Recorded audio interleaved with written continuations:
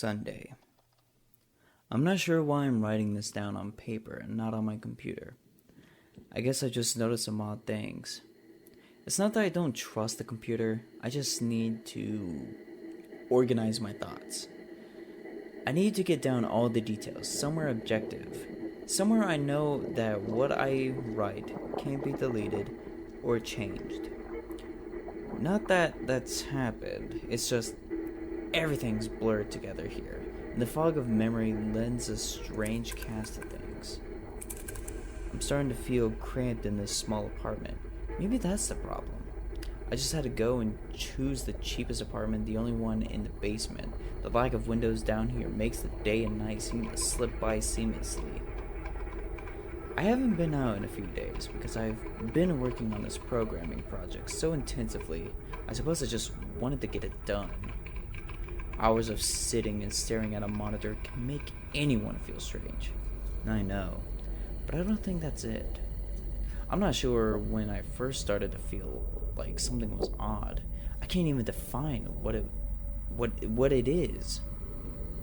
Maybe I just haven't talked to anyone in a while. That's the first thing that crept up on me. Everyone I normally talk to online while I program has been idle, or if they've simply not logged on at all. My instant messages go unanswered. The last email I got from anybody was a friend saying that he talked to me when he got back from the store. That was yesterday. I'd call with my cell phone, but reception's terrible down here. Yeah, that's it. I just need to call somewhere. I'm going to go outside. Well, that didn't work so well. As the tingle of fear fades, I'm feeling a little ridiculous for being scared at all. I looked in the mirror before I went out, but I didn't shave the 2-day stubble I've grown. I figured I was just going out for a quick cell phone call. I did change my shirt though, because it was lunchtime, and I guess that I'd run into at least one person I knew. That didn't end up happening. I wish it did. When I went out, I opened the door to my small apartment slowly. A small feeling of apprehension had somehow already lodged itself in me. For some indefinable reason, I chalked it up to having not spoken to anyone but myself for a day or two. I peered down the dingy gray hallway, made dingier by the fact that it was a basement hallway. On one end, a large metal door led to the building's furnace room. It was locked, of course. 2 dreary soda machines stood by it. I bought a soda from one the first day I moved in, but it had a 2-year-old expiration date. I'm fairly sure nobody knows that those machines are even down here, or my cheap landlady just doesn't care to get them restocked. I closed my door softly and walked the other direction, taking care not to make a sound. I have no idea why I chose to do that, but it was fun giving in to the strange impulse not to break the droning hum of the soda machines, at least for the moment. I got to the stairwell and took the stairs up to the building's front door. I looked through the heavy door's small square window and received quite the shock. It was definitely not lunchtime. City gloom hung over the dark street outside, and the traffic lights at the intersection in the distance blinked yellow. Dim clouds, purple and black from the glow of the city, hung overhead. Nothing moved, save the few sidewalk trees that shifted in the wind. I remember shivering, though I wasn't cold. Maybe it was the wind outside. I could vaguely hear it through the heavy metal door, and I knew it was that unique kind of late-night wind, the kind that was constant, cold, and quiet, save for the rhythmic music it made as it passed through the countless unseen tree leaves. I decided not to go outside. Instead, I lifted my cell phone to the door's little window and checked the signal meter. The bars filled up the meter, and I smiled. In time to hear someone else's voice, I remember thinking, relieved. It was such a strange thing to be afraid of nothing. I shook my head, laughing at myself silently. I hit speed dial for my best friend Amy's number and held the phone up to my ear. It rang It rang once, but then it stopped. Nothing happened.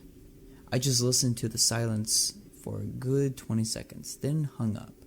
I frowned and looked at the signal meter again, still full. I went to dial her number again, but then my phone rang in my hand, startling me. I put it up to my ear. "Hello?" I asked, immediately fighting down a small shock at hearing the first spoken voice in days, even if it was my own. I'd gotten used to the droning hum of the building's inner workings, my computer, and the soda machines in the hallway. There was no response to my greeting at first, but then, finally, a voice came.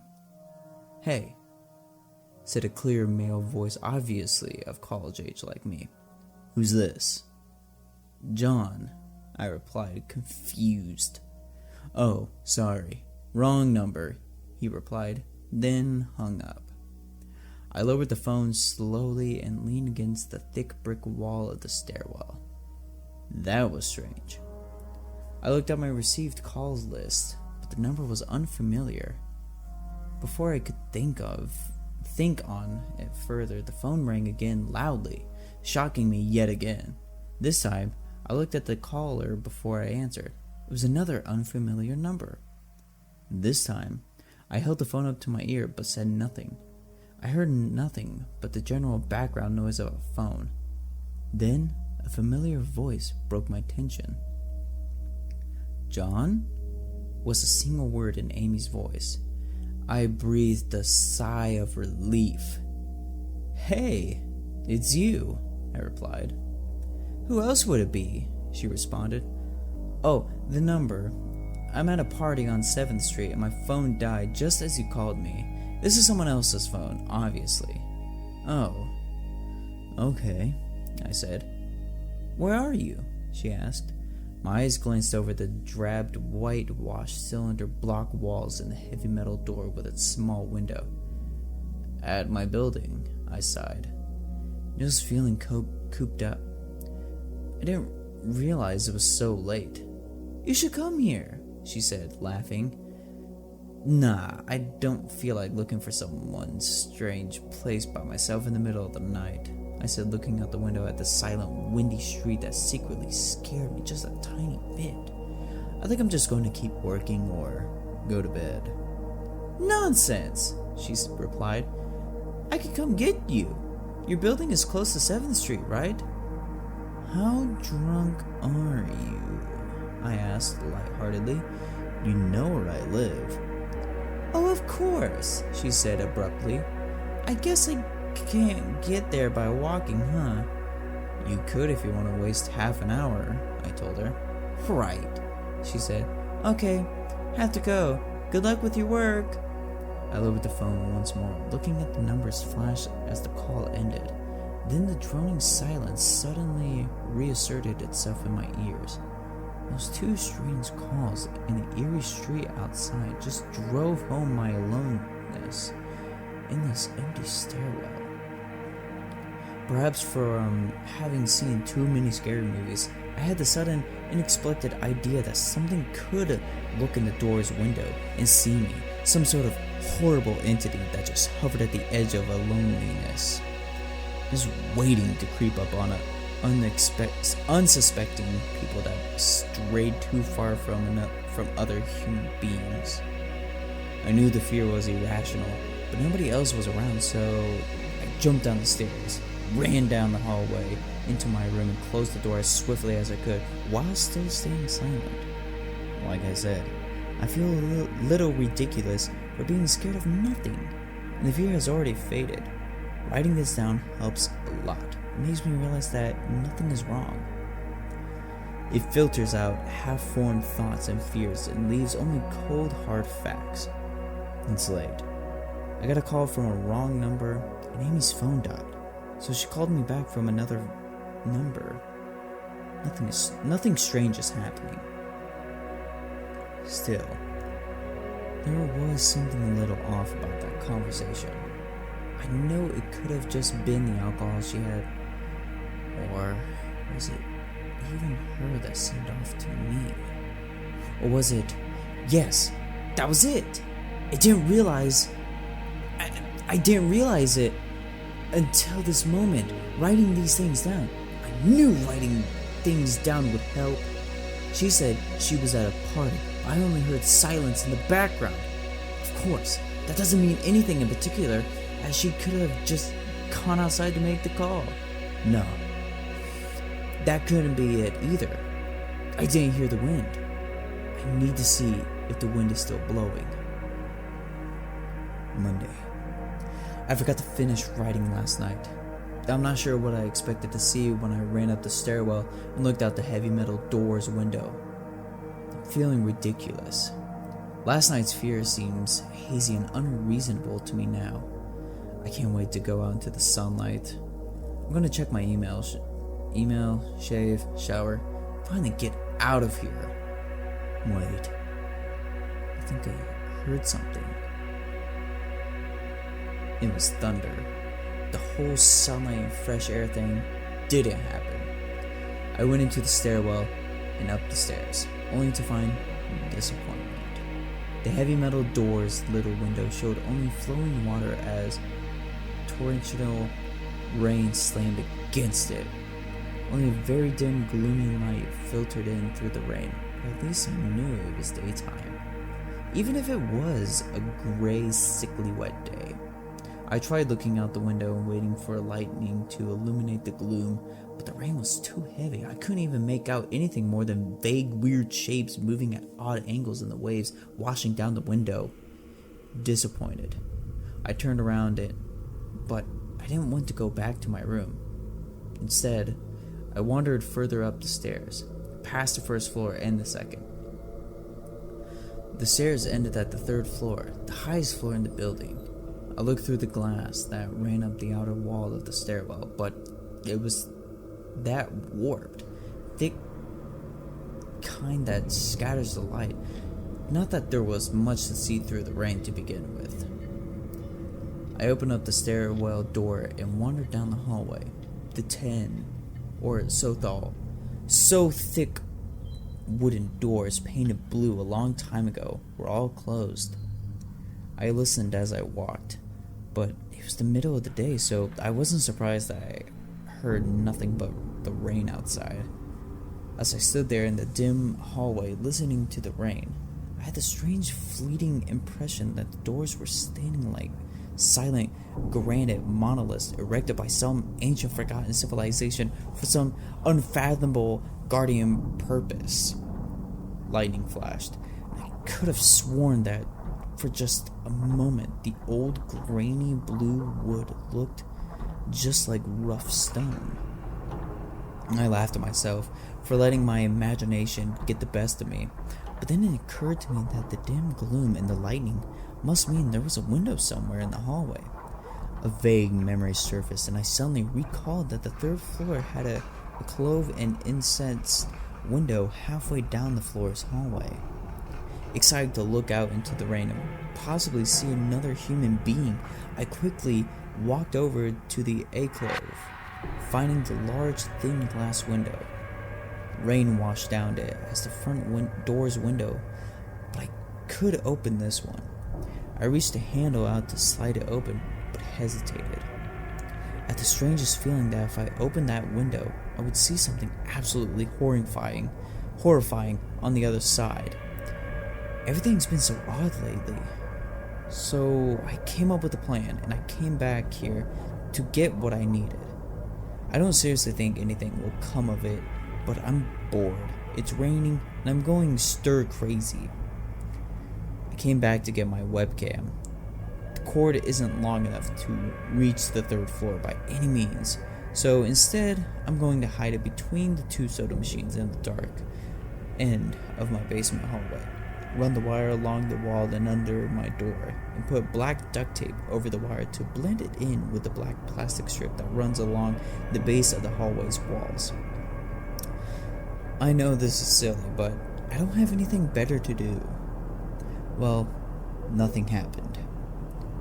I propped open the hallway's two stairwell doors, steeled myself, then flung the heavy front door wide open, and ran like hell down the stairs into my room and slammed the door. I watched the webcam on my computer intently, seeing the hallway outside my door and most of the stairwell. I'm going to watch it right now, and I don't see anything interesting. I just wish the camera's position was different, so that I could see out the front door. Hey! Somebody's online! I got out an older, less functional webcam that I had in my closet to video chat with my friend online. I couldn't really explain to him why I wanted to video chat, but it felt good to see another person's face. He couldn't talk very long, and we didn't talk about anything meaningful, but I feel much better. My strange fear has almost passed. I would feel completely better, but there was something odd about our conversation.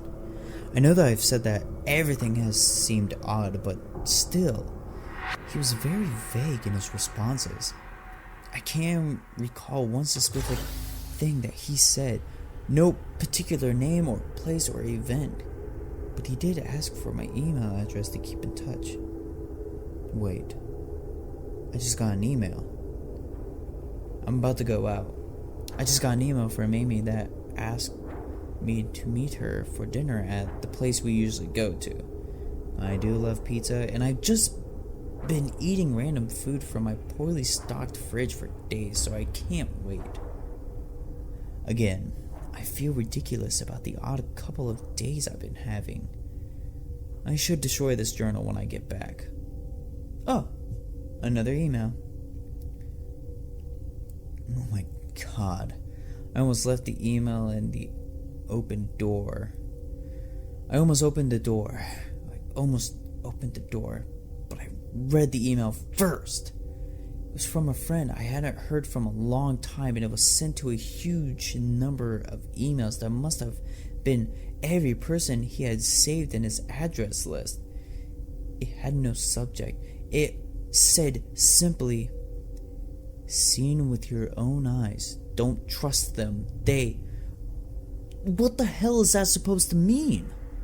The words shocked me. I keep going over and over them. Is it a desperate email sent just as something happened?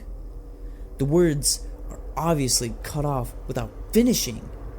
On another day, I would have dismissed this as spam from a computer virus or something, but the words, "Seen with your own eyes?"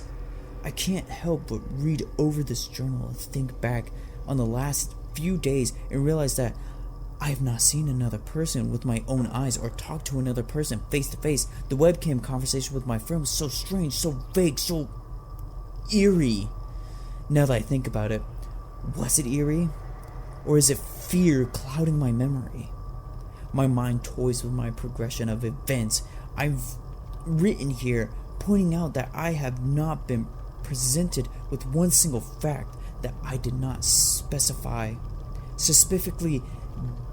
give out unsuspectingly. The random wrong number that got my name and the subsequent strange return call from Amy, the friend that asked for my email address.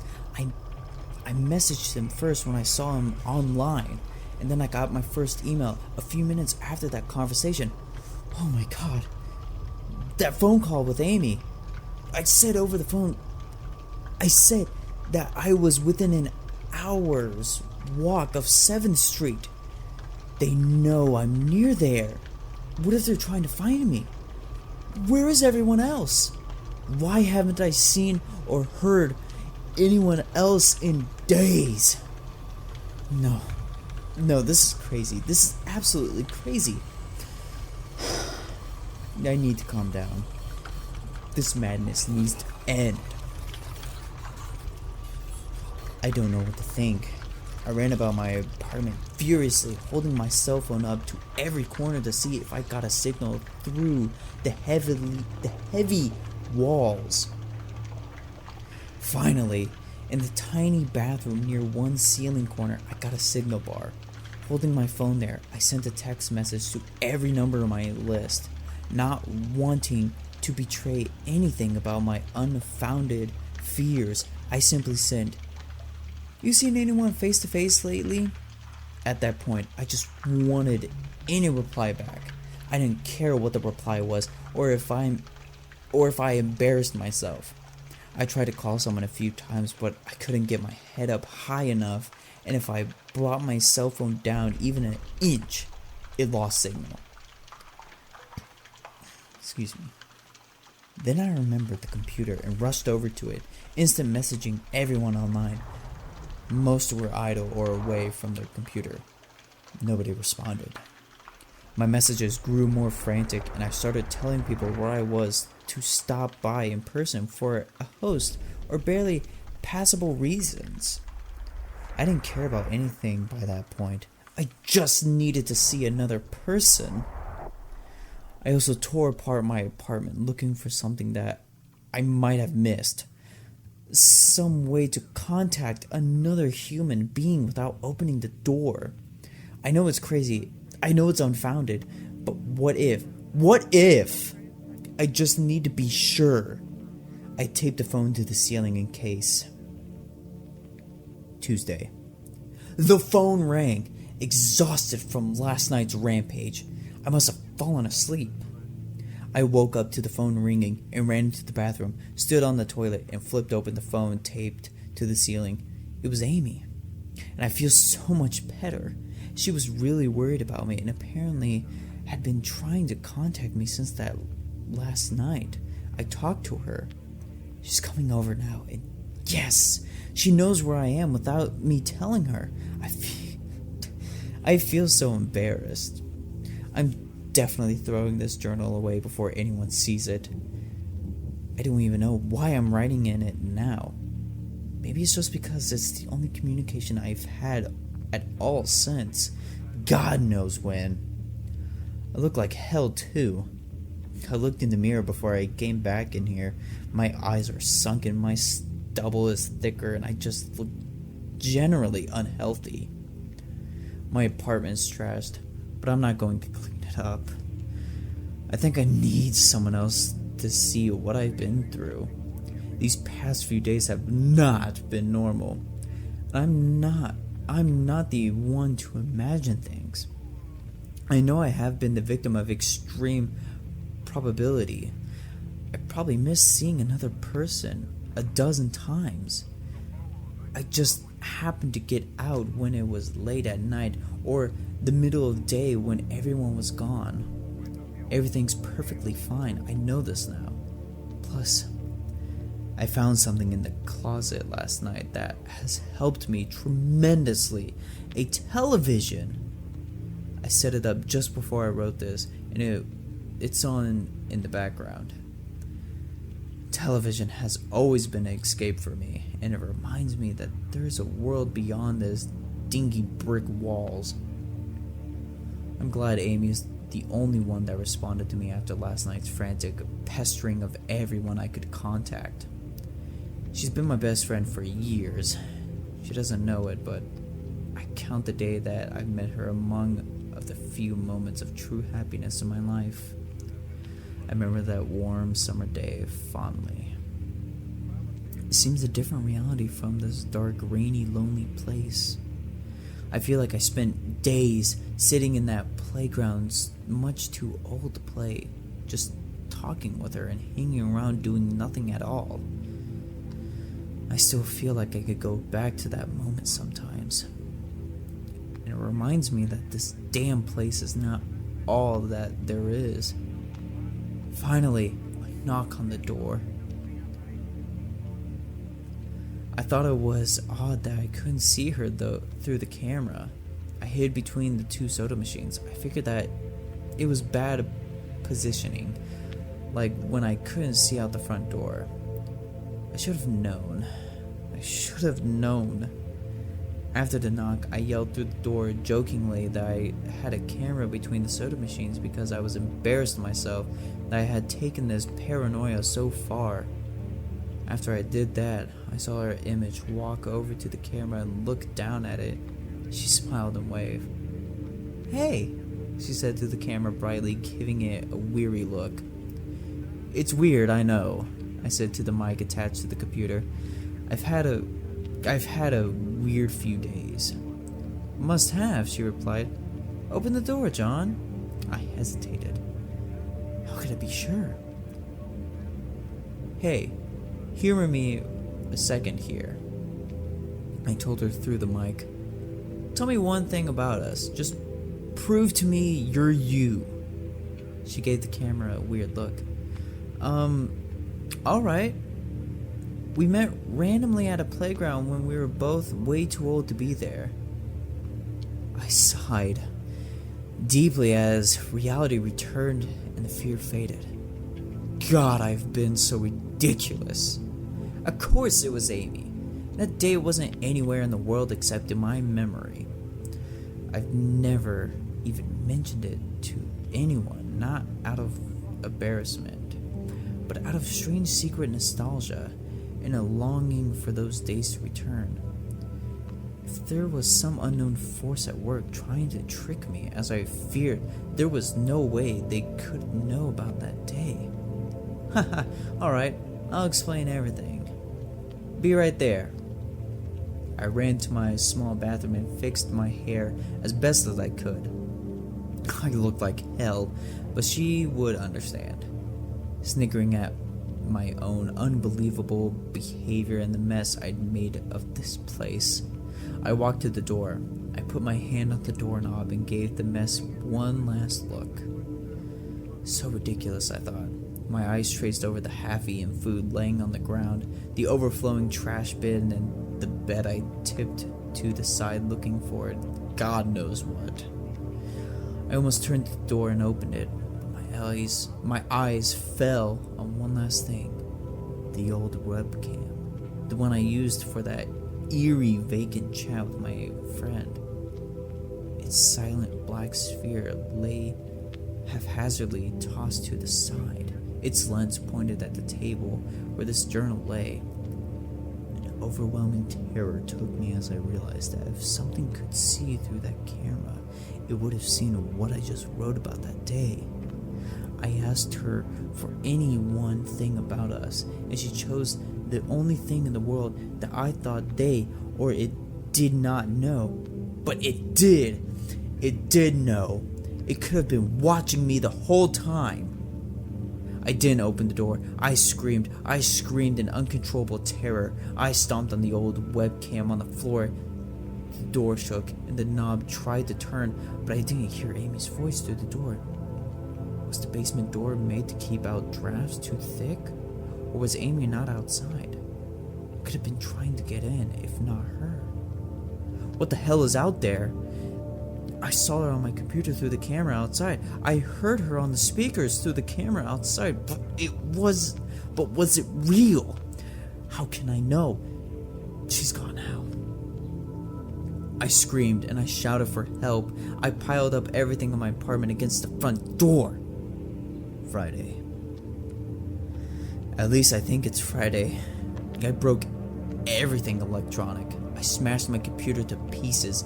Every single thing on there could have been accessed by network access, or worse, altered. I'm a programmer. I know every little piece of information I gave out since this started. My name, my email, my location. None of it came back from outside until I gave it out. I've been going over and over what I wrote. I've been pacing back and forth, alternating between stark terror and overpowering disbelief. Sometimes I absolutely certain some phantom entity is dead set on the simple goal of getting me to go outside. Back to the beginning with the phone call from Amy. She was effectively asking me to open the door and go outside. I keep running through it in my head. One point of view says I've acted like a madman. And all of this is extreme convergence of probability, never going outside at the right times by pure luck, never seeing another person by pure chance, getting a random nonsense email from some computer virus at just the right time. The other point of view says that extreme convergence of probability is the reason that whatever's out there hasn't gotten me already. I keep thinking I never opened the window on the third floor. I never opened the front door until that incredibly stupid stunt with the hidden camera, after which I ran straight to my room and slammed the door. I haven't opened my solid door since I flung open the front door of the building. Whatever's out there, if anything's out there, never made an appearance in the building before I opened the front door. Maybe the reason it wasn't in the building already was that it was elsewhere getting everyone else. And then it waited until I betrayed my existence by trying to call Amy. A call which didn't work until it called me and asked me my name. Terror literally overwhelms me every time I try to fit the pieces of the nightmares together. That email, short cutoff, was it from someone trying to get word out? Some friendly voice desperately trying to warn me before it came? Seen with my own eyes, don't trust them. Exactly what I've been suspicious of. It could have masterful control of all things electronic, practicing its insidious deception to trick me into coming outside. Why can't it get in? It knocked on the door. It must have had some solid presence. The door. The image of those doors in the upper hallways as guardian monoliths flashes back in my mind every time I trace this path of thoughts. If there is some phantom entity trying to get me to go outside, maybe it can't get through the doors.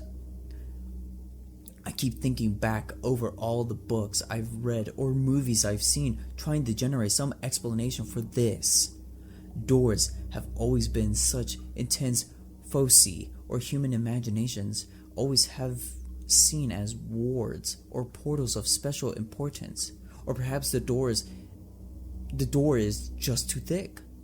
I know that I couldn't bash through any of the doors in the building, let alone the heavy basement ones.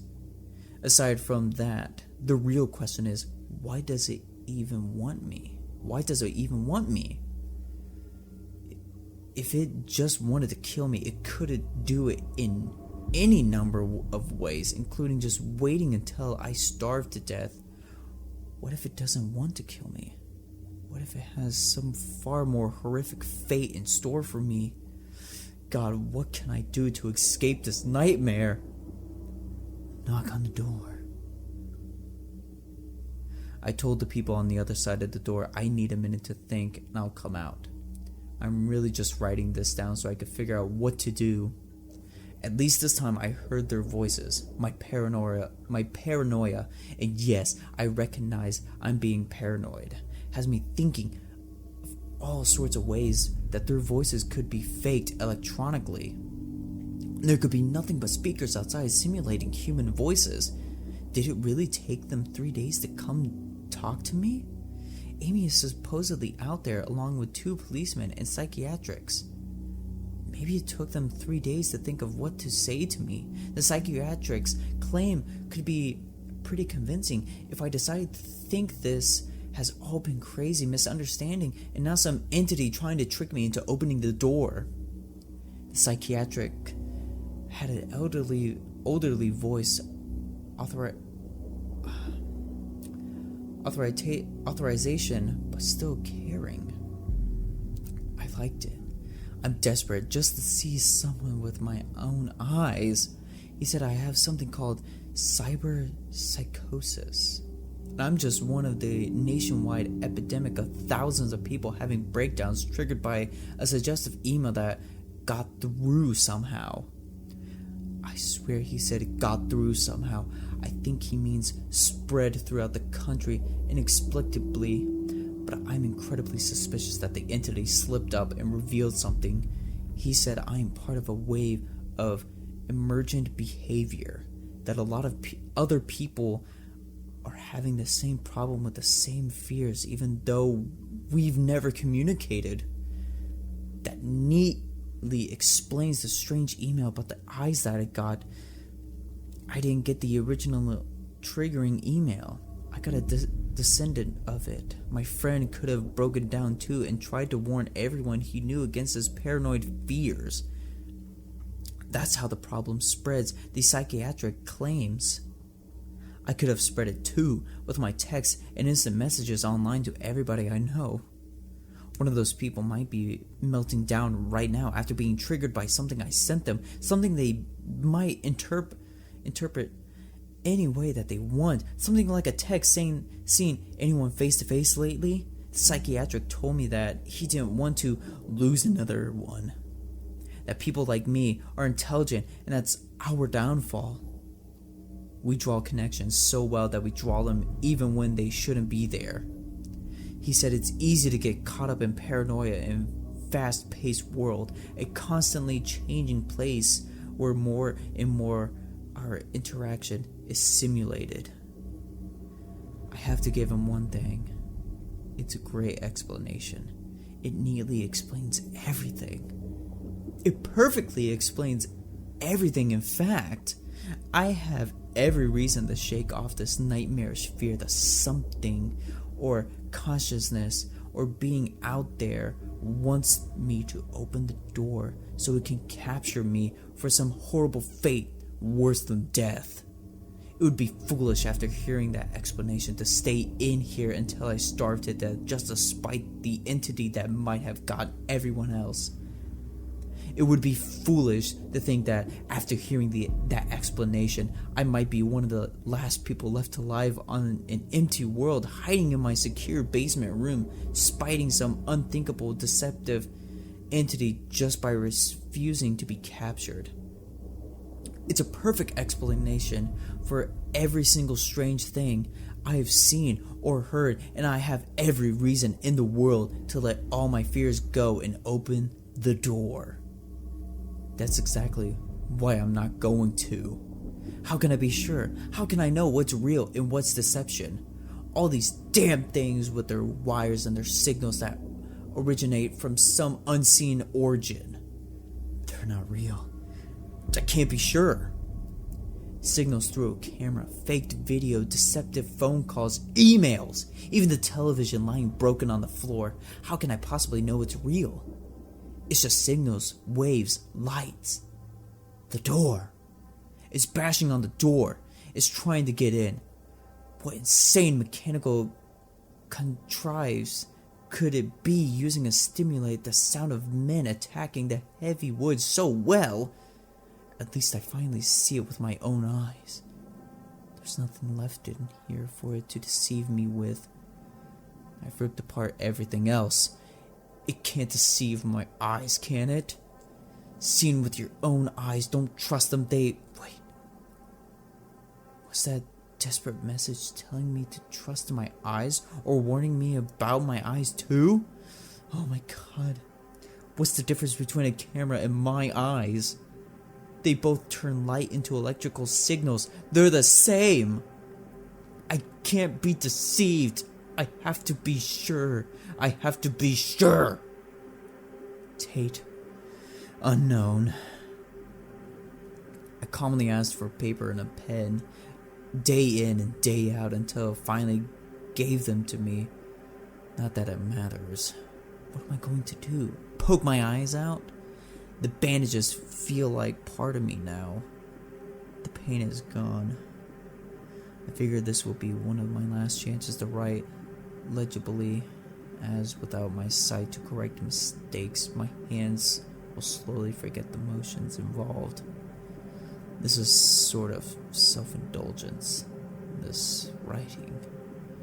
It's a relic of another time, because I'm certain everyone left in the world is dead, or something far worse. I sit against the padded wall, in and day out. The entity brings me food and water, masks itself as a kind nurse, as an unsympathetic doctor. I think it knows that my hearing has sharpened considerably now that I live in darkness. It fakes conversations in the hallways on the off chance that I might overhear. One of the nurses talks about having a baby soon. One of the doctors lost his wife in a car accident. None of it matters. None of it is real. None of it gets to me. Not like she does. That's the worst part. The part I almost can't handle. The thing comes to me, masquerading as Amy. This recreation is perfect. It sounds exactly like Amy. It feels exactly like her. It even produces a reasonable phasmel of tears that it makes me feel on its lifelike cheeks when it first dragged me here. It told me all the things I wanted to hear.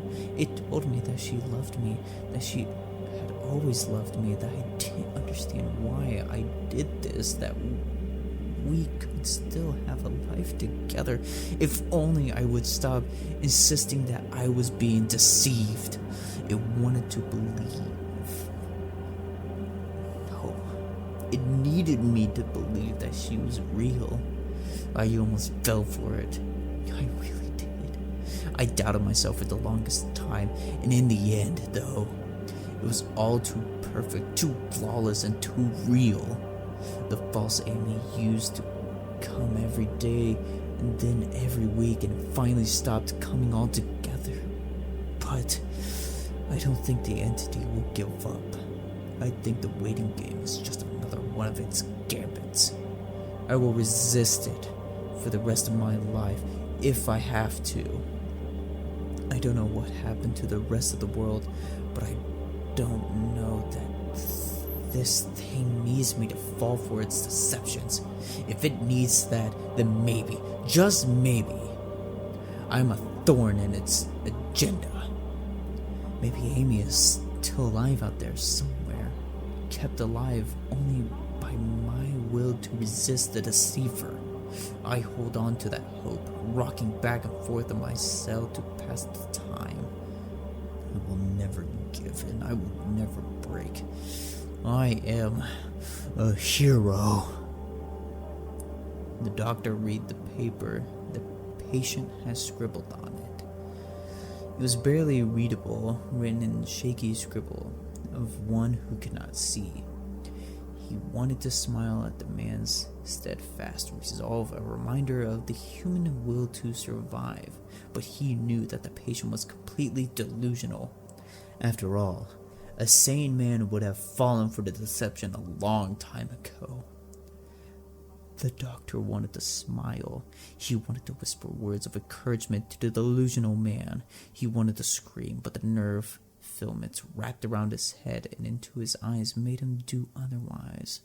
His body walked into the cell like a puppet and told the patient once more that he was wrong and that there was nobody trying to deceive him.